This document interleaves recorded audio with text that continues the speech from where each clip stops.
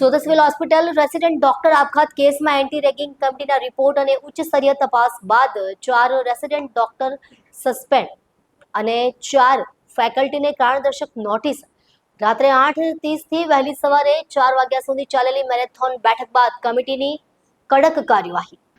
સુરતની નવી સિવિલ હોસ્પિટલના રેસિડેન્ટ ડોક્ટર હર્ષ પંડ્યાના દુઃખદ આપઘાતની ઘટના સંદર્ભે રાજ્ય સરકારના કડક નિર્દેશો અને આરોગ્ય રાજ્યમંત્રી શ્રી પ્રફુલ પાનસેરિયાના માર્ગદર્શન હેઠળ ત્વરિત અને પારદર્શક તપાસ હાથ ધરવામાં આવી છે.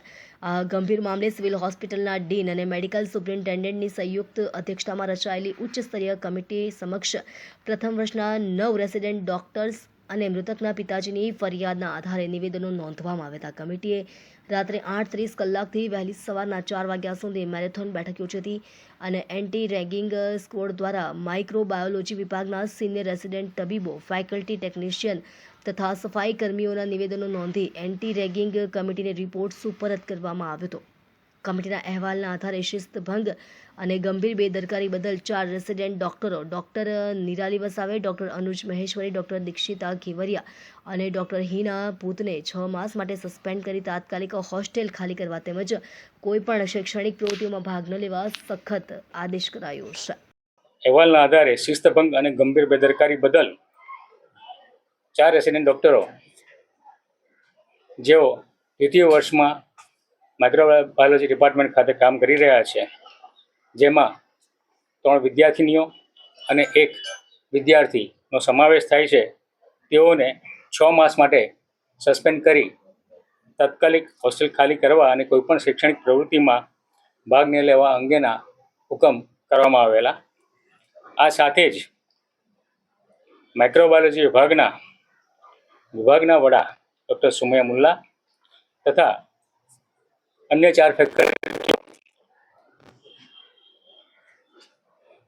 અન્ય 3 ફેકલ્ટી એમ કુલ 4 ફેકલ્ટીને સો કોઝ નોટિસ ફટકારવા અંગેનો નિર્ણય કરવામાં આવેલ.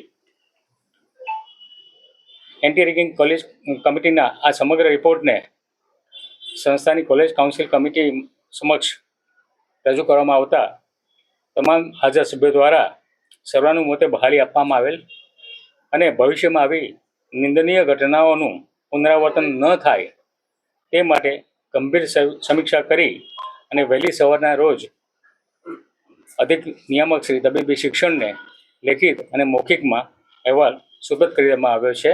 અમારી કાલ રાત્રે આખા 9-10 કલાક થઈને પ્રોસેસ આખી રાત જાગીને બધા એચઓડી બેસીને એન્ટી રેગિંગ કમિટી બેસીને પ્રોસેસ પતી ગઈ છે. પ્રોસેસ પતાયા પછી જ અમે તમારી સમક્ષ છે અને પ્રોસેસમાં સસ્પેન્શન નીકળી ગયું છે અને 4 ડોક્ટરનું નીકળી ગયું છે અને 4 જે ફેકલ્ટી છે એને શોકોઝ નોટિસ છે, એના પછી જવાબ આપશે. એના પછી બી જો જરૂર પડશે તો બીજી મીટિંગ બોલાવીશું. એના પછી બી આગળ એક્શન એક્સેલેટ કરવાની હશે તો કરશું. મારું બેન સસ્પેન્શન થઈ ગયું, પોલીસ ફરિયાદ થશે, પણ પોલીસ ફરિયાદ બાદ આવા ડોક્ટર સમાજમાં આવશે, સમાજ માટે કેટલા હારા કહેવાય. તો એના માટે આવા તબીબ પર ગુના દાખલ થાય છે તો એની મેડિકલ નું ભણવાનું પૂરું કરી સર્ટિફિકેટ લઈ શકશે ખરા? 6 months નું સસ્પેન્શન થશે. એફઆઈઆર થયા પછીની વાત છે. એફઆઈઆર પછી બી એવું ગાઈડલાઇન્સ નથી કે તમે એન્ટી રેગિંગ કમિટીનું ડિસિઝન બદલી શકો. એટલે એફઆઈઆર એની રીતે કામ કરશે અને એન્ટી રેગિંગ કમિટીનું જે ડિસિઝન આવ્યું છે એ એની 6 મહિના પછી પોલીસ ફરિયાદ થઈ ગઈ, વર્ષ પછી એ લોકો પાછા અભ્યાસ કરવા 6 મહિના પછી અભ્યાસ કરવા આવી શકે. પછી રેગિંગ કરશે તો ટર્મિનેશન થશે. એક છોકરાનો જીવ ગયો છે નવી સિવિલ, સુરત નવી સિવિલ, બીજા છોકરાનો જીવ જાય પછી ટર્મિનેટ કરશે. એન્ટી રેગિંગ સાંભળો સાહેબ, એન્ટી રેગિંગ કમિટી એક કમિટી નથી.